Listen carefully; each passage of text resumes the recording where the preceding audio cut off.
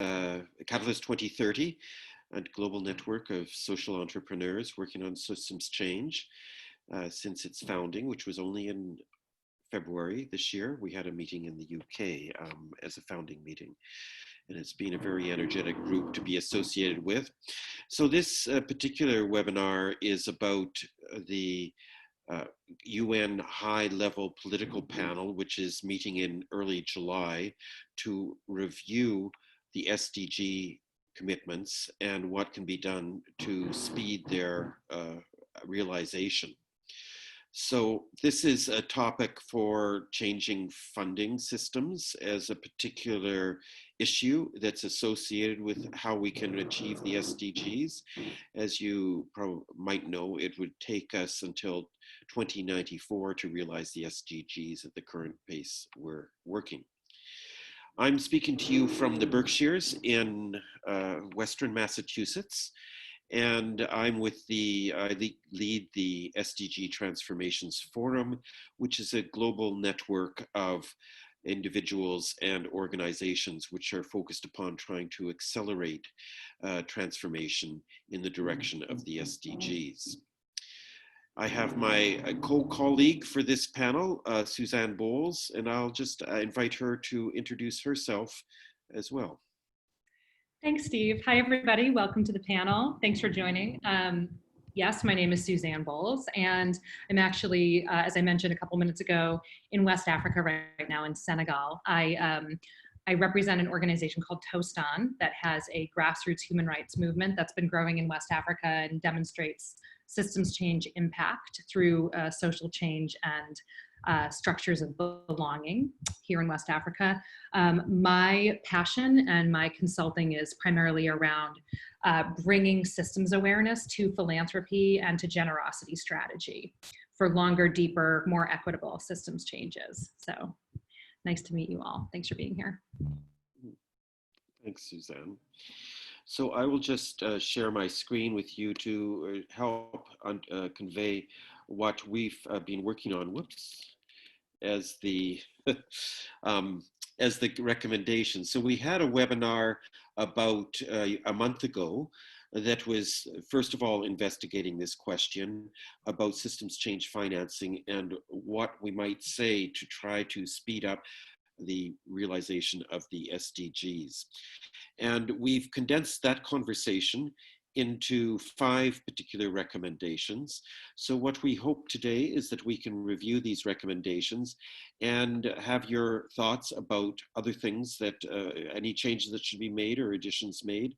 We're putting together from this session a 2-page, or this session is based upon a 2-page document, which will be combined with other roundtables on similar issues dealing with the SDGs, to how to speed them along.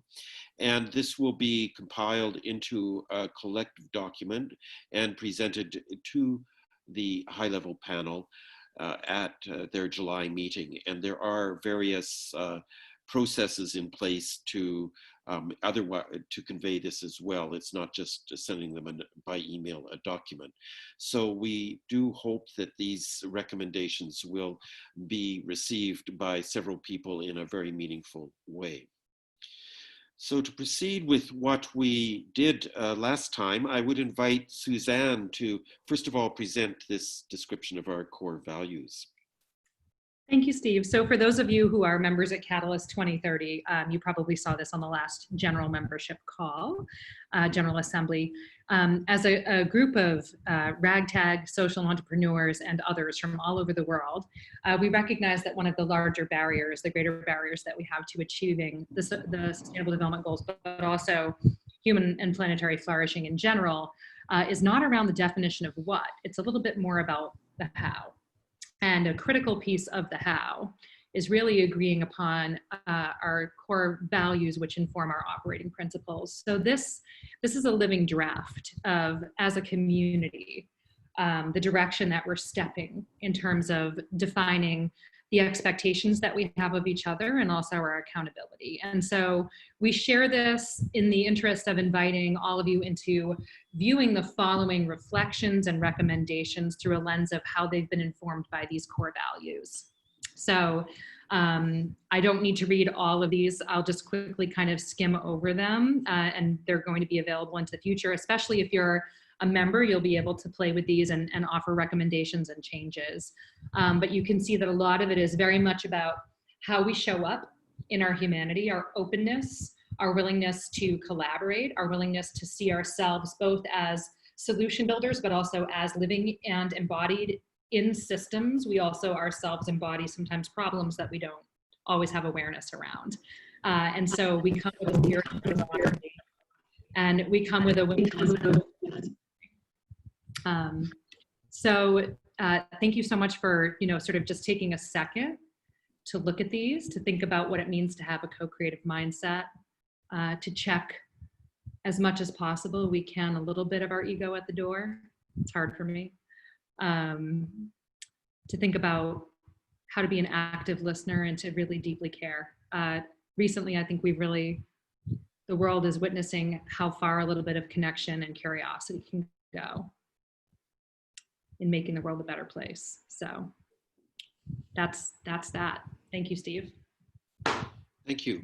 So these are, of course, associated with systemic work. So the aspiration is that we can work together collectively to be able to enhance our impact.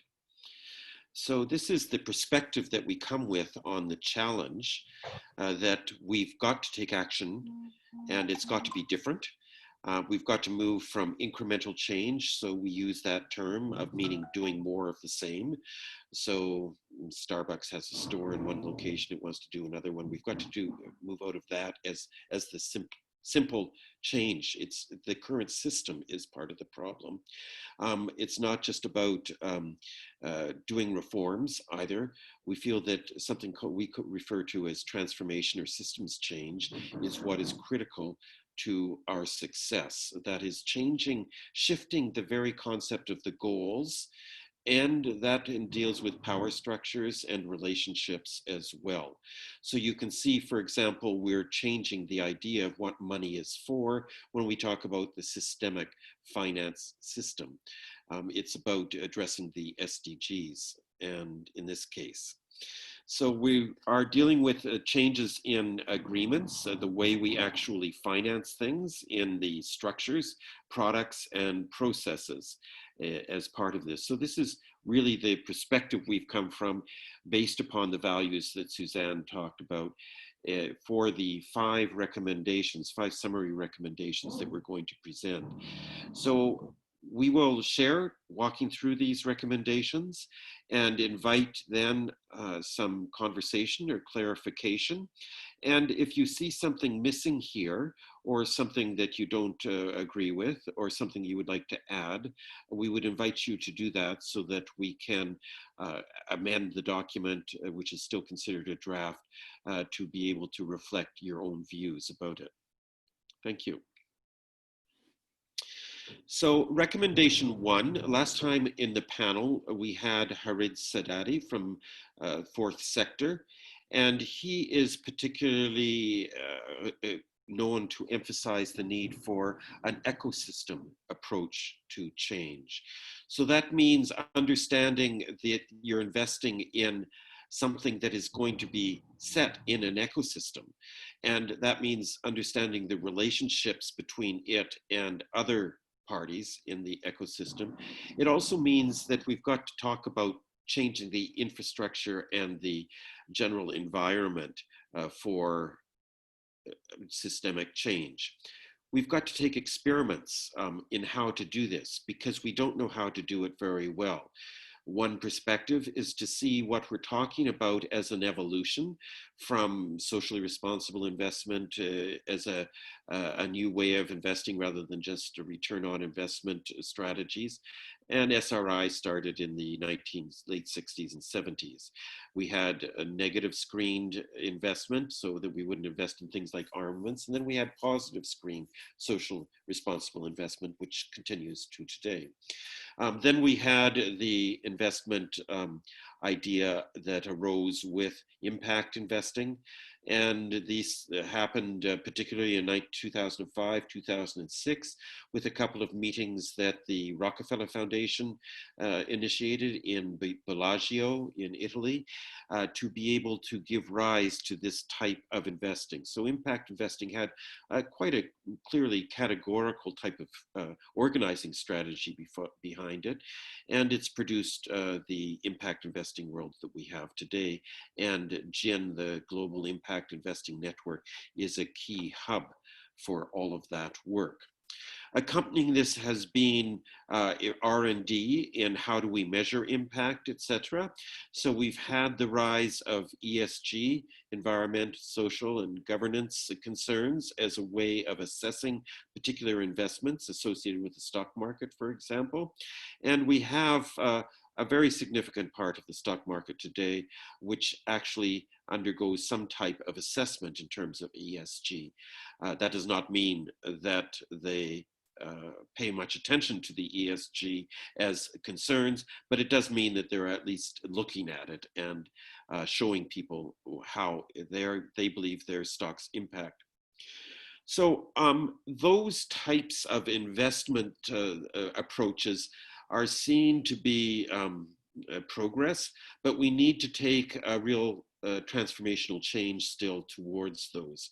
It's still driven, 66% of those people who are undertaking impact investing say that they are still looking for basically competitive market rates of return.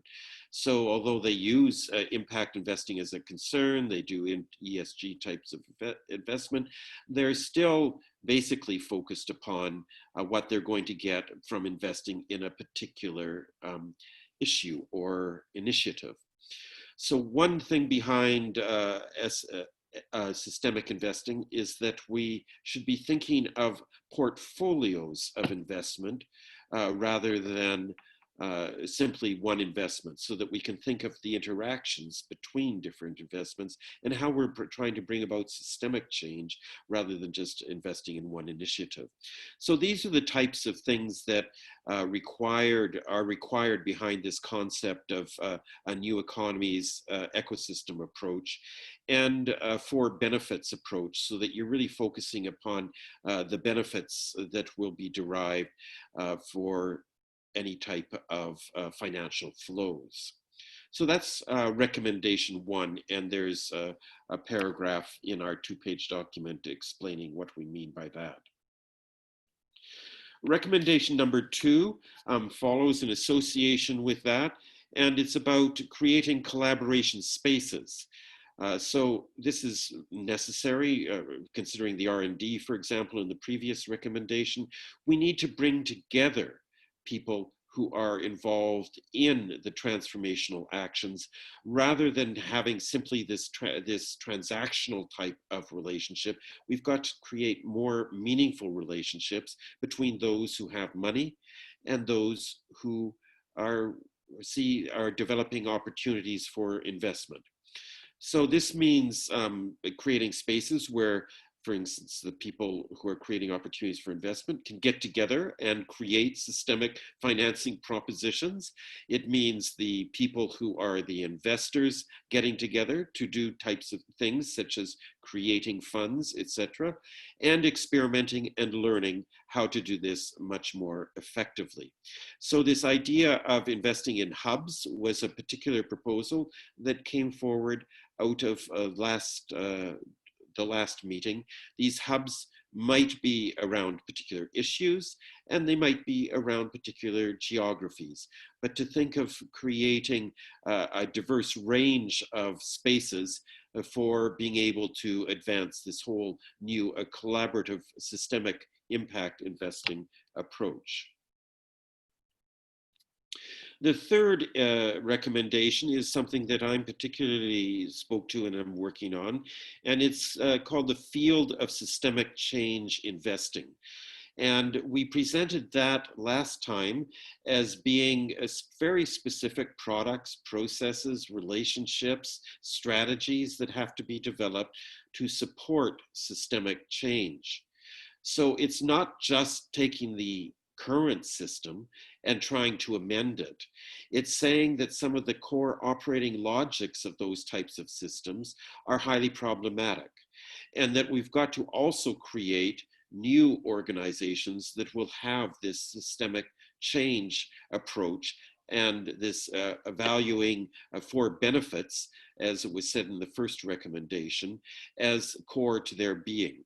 So we gave the example in the last presentation, Thomas Carruthers, who's with us today again, about the need for developing new approaches to bundling money, which is essentially what and connecting those who have needs for investment and those who have money to invest, which is exactly what the stock market does. But we've got to have a stock market that is sensitive to these different dimensions that we're looking for in terms of impact and outcomes and the different scales of money. These will not be necessarily very large scale money. We've got to support more modest amounts of money as well in terms of bundling and being able to connect those who need money and those who have money to invest. Then we have new products that we need. So last seminar, we had Bobby Fishkin presenting prevention derivatives as an example of the type of new next economies and systemic financing approach. So this is arising with with respect to the insurance industry in particular, but it is also with the rising with the case of forest fires in California that were so devastating. Of course, it could be in Australia too, and saying that we should not be focusing upon just investing in mitigating the damages and paying for damages that are incurred by such disasters, but we could actually reduce the amount of money, hundreds of billions of dollars in the California case, and 84 lives lost. We can reduce those types of outcomes by investing in fire prevention. And so we should be creating systems that will actually invest more money in the fire prevention. And that requires new ways of organizing stakeholders, such as homeowners, the insurance companies, government agencies, et cetera, to be able to do that collaboratively with the eye to actually reducing the amount of money that has to flow out in terms of mitigation. We have to develop new relationships, and that was presented as Transformation's Financiers Network as an example. So today we have financiers organized around what are called modalities of funding. So those financiers who are focused upon science outcomes. We have a lot of money flowing into science development with science foundations, for example, the National Science Foundation here in the United States. We have people who are well organized around impact investing modalities, we have foundations very well organized. We've got to be able to identify the people in those different modalities who are interested in transformation in the way we're using it, because it's only a small percentage in any of those modalities. And we've got to bring them together to create this new approach to financing so that they can do it collectively at scale, learning what their relationships are as organizations that have money but want to finance at different types of outcomes. New strategies, such as investing in a portfolio, Power of One was presented here. So it's saying we should move from just investing in an individual initiative to a constructive initiative. So the example here was a dozen different initiatives that were brought together and created in a portfolio, saying that there's actually synergies between these initiatives that will create more than the sum of their parts. And so we should be able to invest in the actual bundle of initiatives for systemic change rather than just thinking about them one-off recommendations. I'll now pass it over to Suzanne to speak to recommendation number 4. Thank you. So this recommendation really thinks about what is necessary in our sort of learning and monitoring and evaluation processes in order to embrace a culture of systems change and systemic thinking around all of the sustainable development goals and the way that we actually drive social innovation here on Earth. And so for those who have worked in, for example, the nonprofit sector, you've probably experienced oftentimes this need to deliver a return on investment in sort of a quantifiable set of positive assets to a funder, right? And this notion that our relationship between the work that we're doing in order to provide some sort of social benefit and a funder is actually quantifiable. And if you don't achieve certain impact goals, you're not able to actually provide anything of value. A different lens looking at it from a systems change perspective would be that systems change is not about scaling positive assets. It's actually about addressing the underlying conditions that have been perpetually blocking positive assets from being able to scale because of the actions and conditions that we're engaged in together. It's more of an ecosystems approach.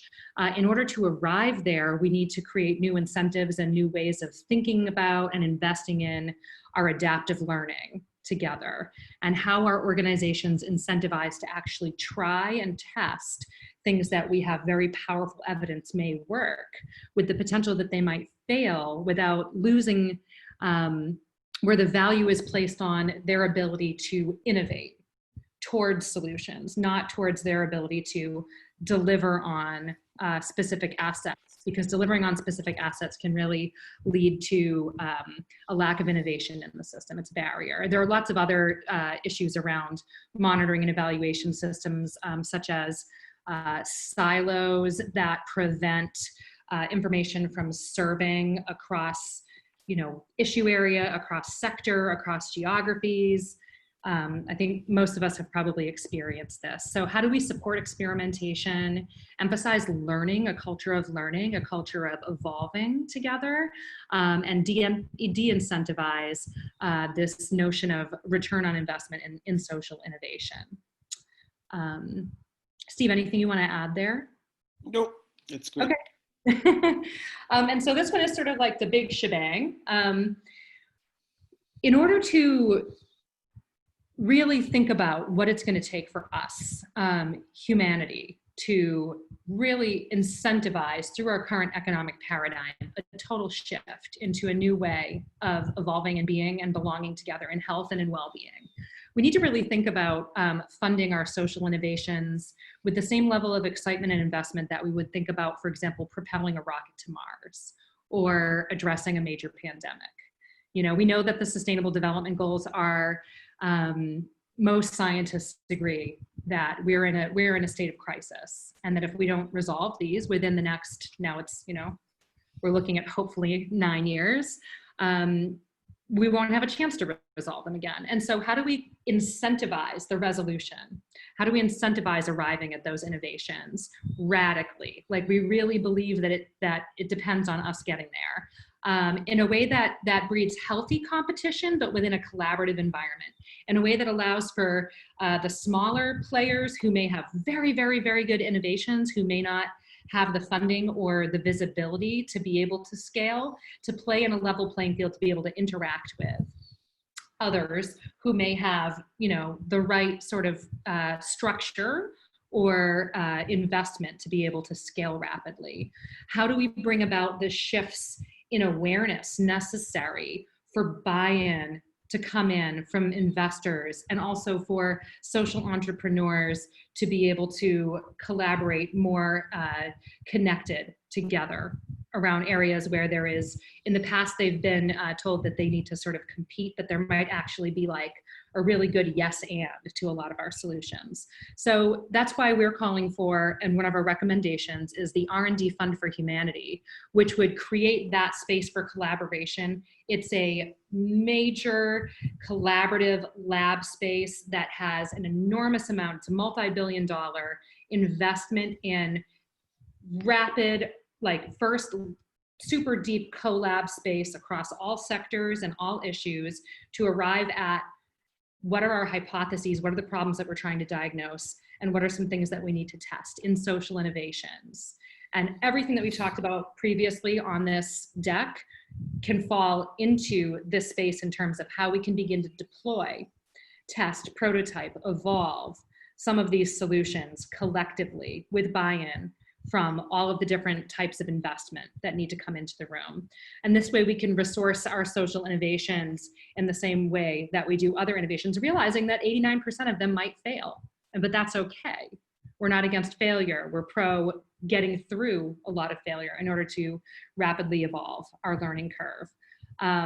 So that's it, unless Steve, you want to add something else to that slide.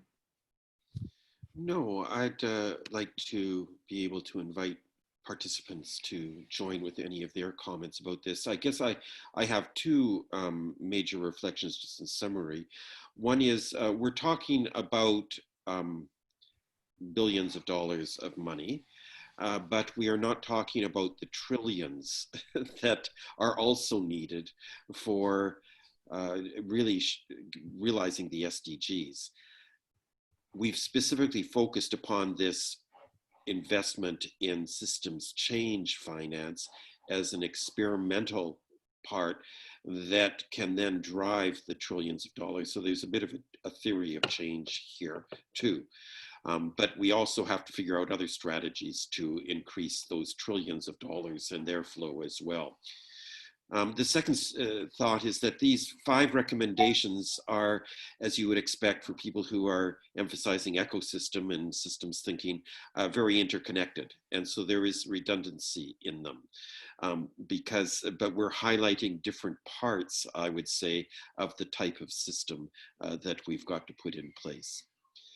So with those reflections, I would invite others to maybe we should first of all have any questions for clarification, and then we could move into a collective discussion about the recommendations in general.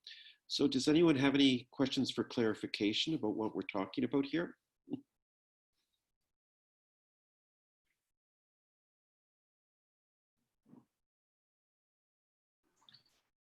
Hi, Suzanne, and hi, Steve.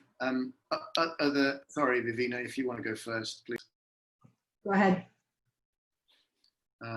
Thank you. Just to say, it's a privilege to be in this group, privilege to be working on Catalyst 2030. I say that with a lot of humility and a lot of respect.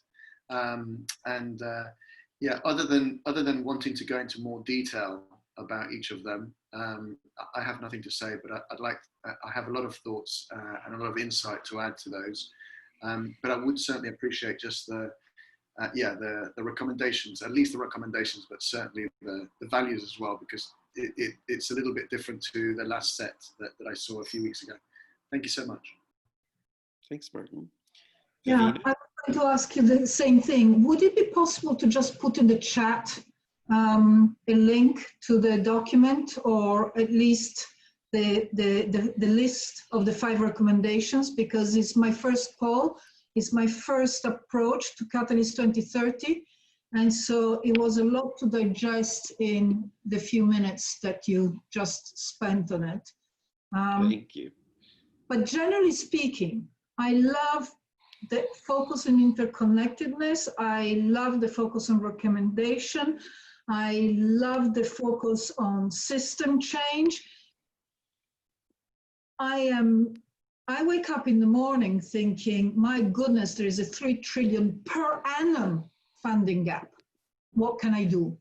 And I tend to be excessively practical. And I'm aware that I'm excessively practical. And so having totally embraced and accepted that the problem exists, I have become now increasingly impatient with the talk. And so with myself, I'm saying, right, what can I do now?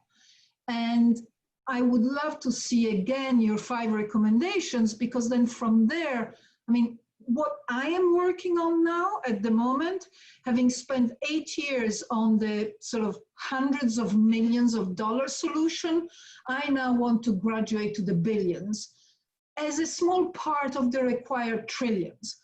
And so I am working now to try and create a fixed income portfolios of bonds that are going to be where the use of proceeds is going to be used to finance contributions to the SDGs. That is, for me, a practical thing that I can, but to do that, I need to collaborate with all sorts of different actors, because then I have experience in blended finance. So I would love to be able to get a good portfolio manager, B, no greenwashing, C, syndicate the idea across multiple interested parties who all want to be focused on the outcomes that are driven by the SDGs, or at least defined by the SDGs. I don't know whether you're aware, but this week there has been the UN Global Compact Leaders Summit, 20-year anniversary, and they just launched an SDG benchmark for business, which I haven't even been able to look at yet. But business has to embrace the SDGs and work to achieve them. Investors have to invest in the businesses that are going to work to achieve the SDGs. Then the regulators will have, and the rating agencies and whoever it is, the assurance groups, will have to ensure that there is the tools in place to measure and verify that the companies are behaving the way they are saying, and that the investors are actually achieving. I think, was it Suzanne, were you talking about the not-for-profit organizations who require to, return on investment? Investors are looking for return on investments as well. So, and so there is this whole, indeed, ecosystem, multiple stakeholders, and we all speak different languages. But if we can all focus on the outcomes, and if we can all agree that the outcomes is what matters, and that we all want the same outcomes, and then we can at least speak the same language to identify the steps that are required, by whom, from whom, when, then we have a hope of getting there. And as you can tell, I don't feel strongly about this. Brilliant. Thank Vivina, you so much, Vivina. I see a raised hand from Selena. But I do think Martin was up next, so I'll pause for a moment. Thank you, Selena. I do have a solution that I'm working on, Vivina, to partner with you. And I have a solution that could add as part of the many solutions that could be part of this group and this aim as well. I'd love to have the chance to present that to you in some time, but I've spent the last 12 months researching and working as an advisor to investors and impact investors, as well as new ventures, both new and scale up, not really corporations, apart from when it comes to partnershipping, but I've worked with all those groups, looking at the gaps and the holes to be able to accelerate the growth of those new ventures within the UN Sustainable Development Goals. So I'd love to be able to have the opportunity to present that to you. I think this is very, very relevant for social enterprises, as well as for for-purpose businesses that could contribute to the change that we need to see and the targets that we have. And I think there's a lot of insights, particularly in terms of investment mechanisms that are ethical and fair trade, and innovative as well. Not just the traditional PE, VC, or angel investor kind of model as well. They also include corporate partnerships, etc. So I'd love the opportunity at some point to be able to present that. Right now, there's too much detail, but I can go through that at another time. Martin, could you just give us a sense of whether it would fall into one of the categories that we had of a new institution, a new product, a new strategy, new relationships, all of the above, or something else?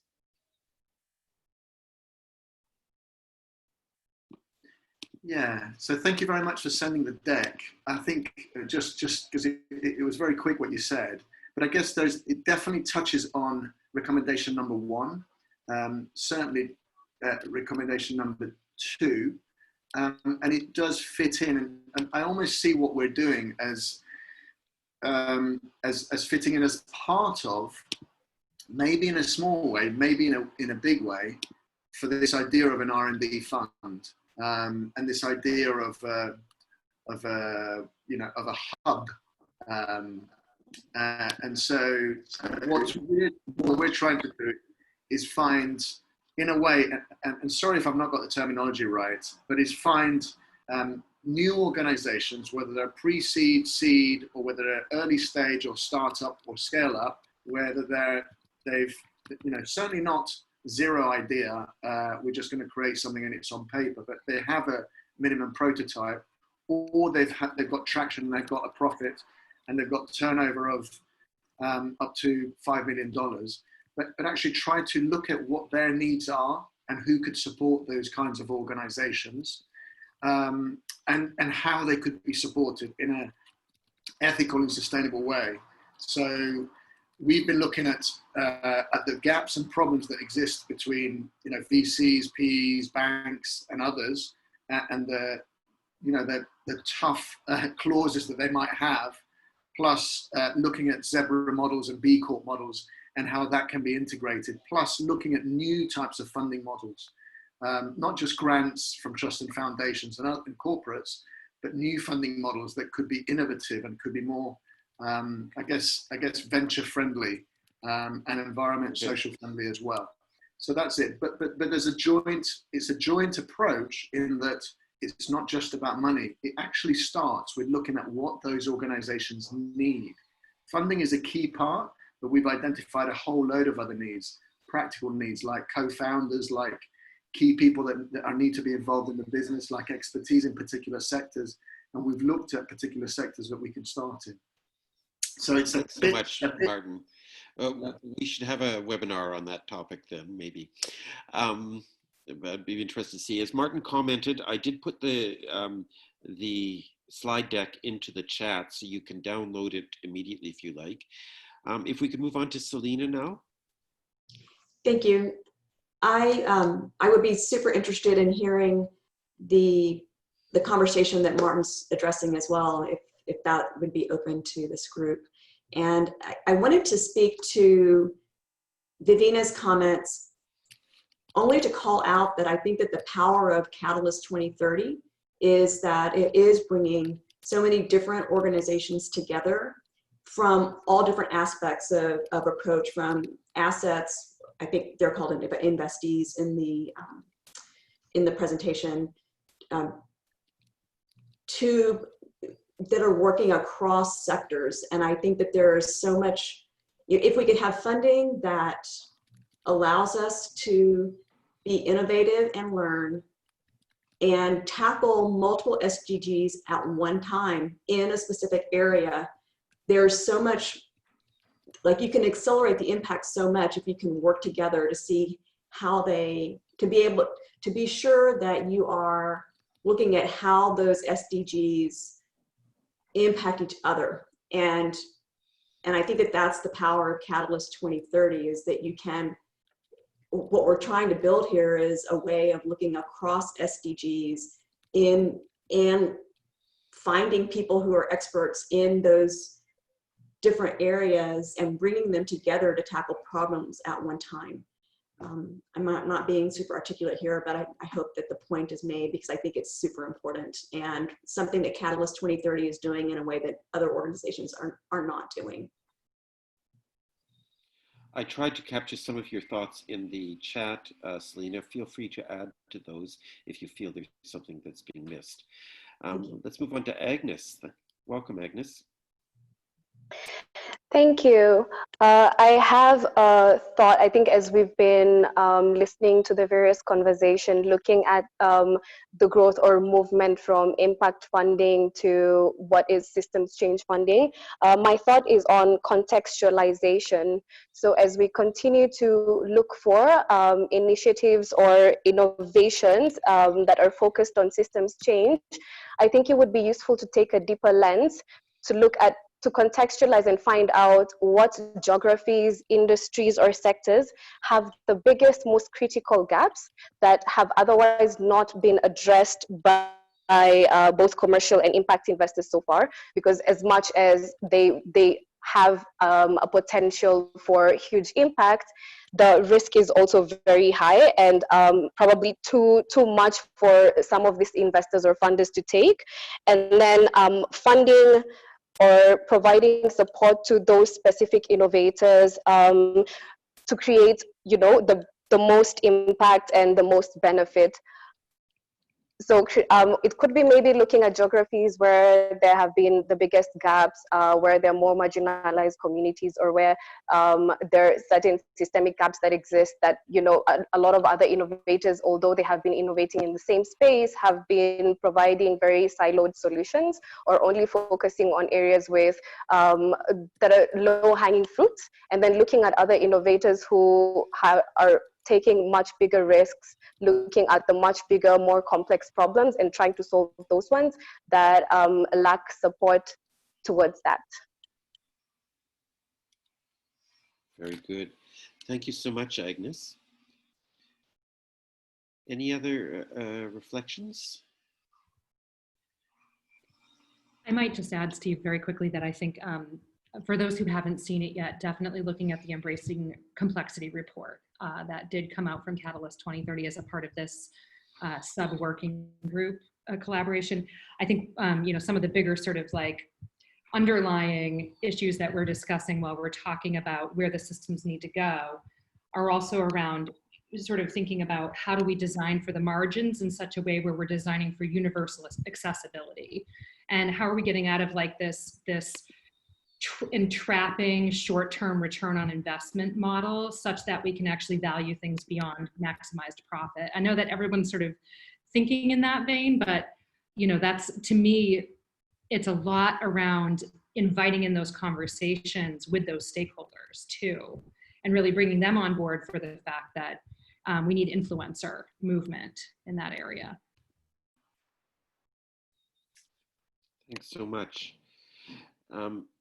Any other thoughts? I just put in something that you might find useful. It's a short review I just did yesterday on the state of the art of systemic financing. It's one way to think about it. If people have other sorts of resources they would like to share here, I would welcome them to add them in the chat. I see Martin wanted to speak. Anyone else wanted to speak before Martin, since he's spoken a couple of times? Anyone that has other sort of investment strategies or ideas, or something that is going to move the financing system to financing systemic change that they would like to present? Or maybe you've seen something that you think should be brought to people's attention.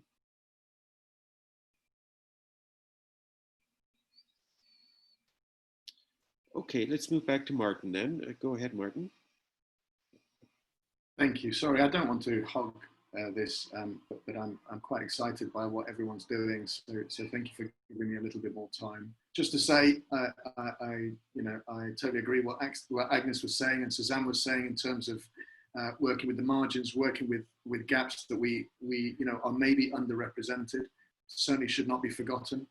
A lot of information is out there, and I can provide that information in terms of the low-hanging fruit, and especially where impact investors and others are seeing potential opportunities. But like you, I would like to share my concern about approaching those investments in an ethical and balanced way, as opposed to a pure capitalist way. But I can share the information that I've gathered.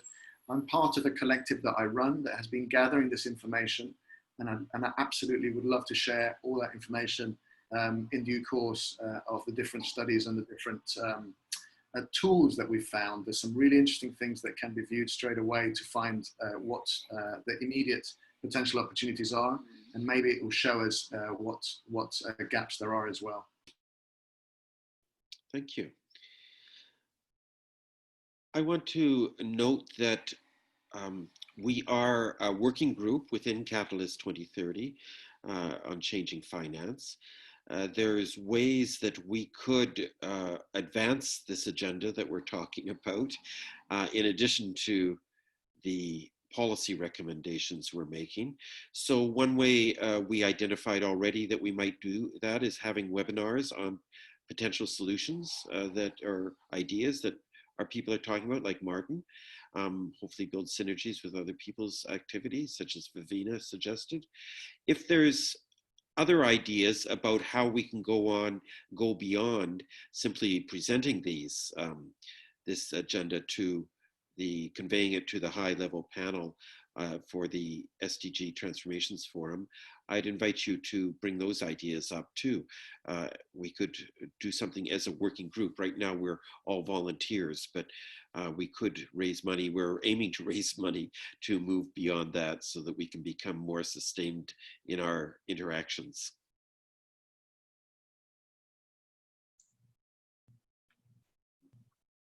Go ahead, Selena. I was curious if there are any efforts in place right now to begin to actually put something in place, find a way to connect people who are interested in financing work and really to do a prototype of how this could be working and show the benefits as we're trying to convince people that this collaboration is powerful. How can we have a mini pilot that might also prove that impact? Well, I can share what I've been doing, but others might have been doing things too through the SDG Transformations Forum and through Catalyst 2030. We've been espousing, we've been trying to identify people who are wanting to do this, looking at the funder side as well. And we've put that into, we're putting that into a bigger proposal that we're calling Bounce Beyond to Next Economies as part of that agenda, but there could be very well other ways of doing it as well. So does anyone else have any knowledge about this or have some interest in making it happen?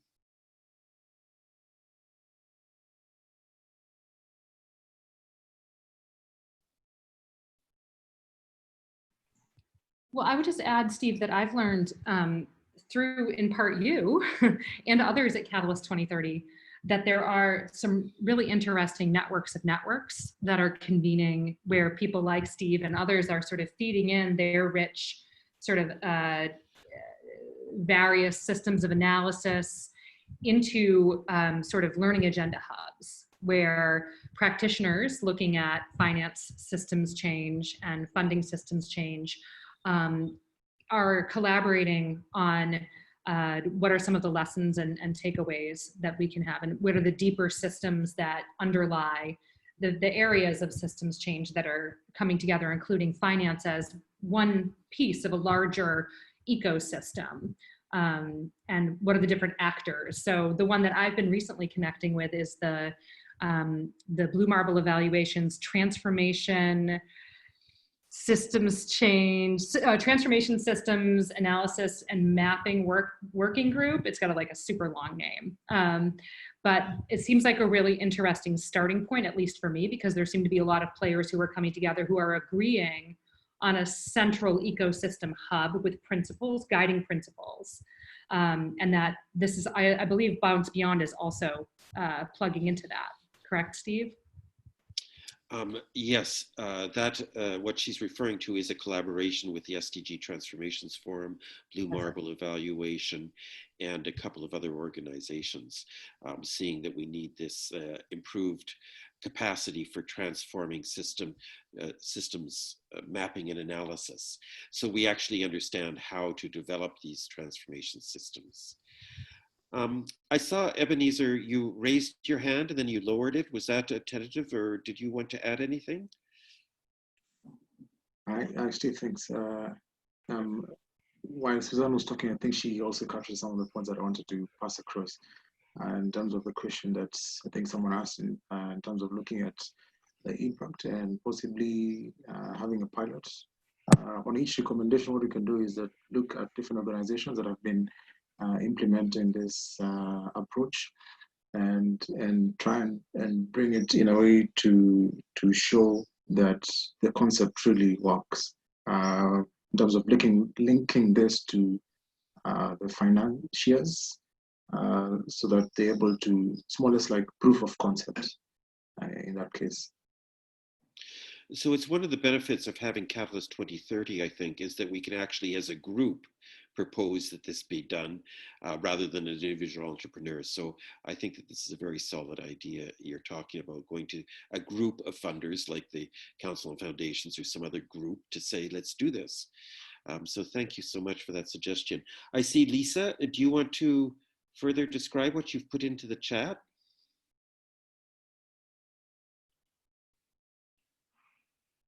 Oh, are you no longer here, Lisa? Oh, yes, you are. Sorry, just unmuting. Yes, my question was just to what extent we can further specify, I guess, some of the preconditions for fostering the collaboration that is being advocated. I think the goals here are very powerful, and just really thinking structurally, are there certain preconditions that need to exist in order for this progress to be achieved? Well, I guess that one of the things that we've been hammering home and was part of the report that Suzanne mentioned was the need for people to understand a systems approach to the world and how that can really impact and increase the impact of our work together. So I think that's an illustration of the type of thing you're talking about, but I would invite others to add too. Yeah, I would also emphasize that we need to create structures of belonging that radically redefine our operating principles between organizations and entities so that we can arrive more quickly at, and this is one thing that Catalyst 2030 is making possible for us. We're still existing right now in a competitive landscape, but at least within this space, we have the ability to think beyond that. Another thing that will really, and this is where these recommendations are pointing, right?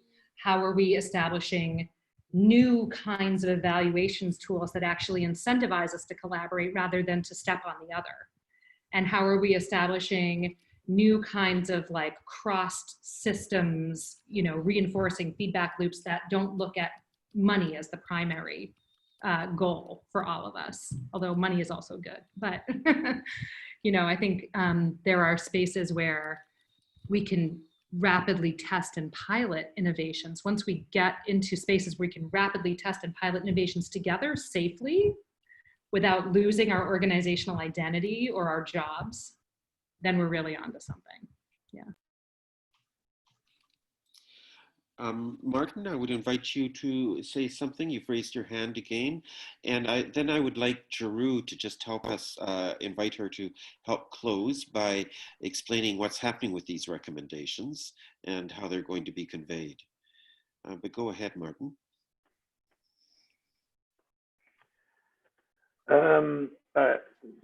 Nothing major to share, and I've sort of lost my trail of thought, but really there are other organizations, as you've said, whether it's Citizen Climate Action, which is being run by Leaders Quest, that I'm part of, whether it's Countdown, which is run by TEDx, Mission 2020, and others, COP26, the Climate Coalition, mainly those based in the UK and Europe, as well as lots of different types of funds that are growing, that have grown in the last 5 years, or some that are beginning now. I can bring that insight into this conversation also at a later date and update people on what I've found. Thank you so much.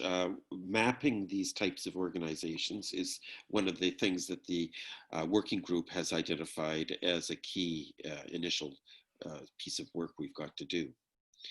Jeru, if you're there, I'm wondering if you might speak to the development of the total set of recommendations from these roundtables and how they're going to be conveyed to the high-level panel. Sorry, I was just listening in on all the sessions to grasp what is happening. Yeah, so that's why I was in the background. Basically, what we are doing is Matthew Bishop, as many of you know, who used to be with Rockefeller Foundation and The Economist, has agreed to take all the recommendations emerging and compile it into a report. So how he's doing it, I just got off the phone with him an hour back, and he's like, I don't know. Because he said they are so varied, I don't know how I'm going to bring it together. So, but essentially what we are looking at is that at the end of this, there will be a very concrete report where the main and where the what is across emerging. We've had 14 roundtables. So there are certain common things emerging across the roundtables, and those would form a major bulk of the report. Financing is, of course, coming across in every roundtable, as we can expect. So we hope to have a report, which we then hope to present at the end of the campaign, which is the 1st and 2nd of July, to a few very high-level people, and we are trying to get them to confirm whether they'll join us in a fireside chat when we present it, or whether they prefer to have it one-on-one without everyone watching. Because some people, like we heard, like the head of USAID wants a private chat as compared to an open fireside chat with everybody. So I don't know. We will basically have the report, and it's going to land, we're going to try to make it land on the desk of as many people as possible. And it's the first report of its kind, which will be having been written with inputs from close to 3,500 people so far and counting. And it will be presented to people like Amina Mohammed, Vera Sangwe, Fabricio, basically from the UN, major donors, etc. And it will be presented, like Steve said, at the high-level political forum. In addition, from the reports, we have 2 resolutions which will go to the UN, so that the UN takes us as social entrepreneurs a bit more seriously. And the main 2 resolutions going is that the UN has a focal point for social entrepreneurs at the global level, the country level, the city level, the district level, and creates the financial structures which enable us to grow at the policy, plus that we are able to have structures which allow us to deeply collaborate, not just by issue, but in an integrated way. So those are some of the main recommendations which came from the earlier session, which is being looked at. So this is in a nutshell, and everything changes. So, and for those of you who are members of Catalyst, Matthew is going to present the first round of his report at the General Assembly for feedback, and it will be open so everybody can give feedback, and then of course it will be reworked and presented. So it's really been a very transparent, open process with one person writing it, and McKinsey is backing him up in the background. Thank you so much, Jeru. Jeru is our very impressive, fearless leader for that's helped lead the development of Catalyst 2030. So you've had a great discussion today. I would like us to leave with the idea that this is only developing our agenda collectively, and that we want to find ways to advance it beyond being a report.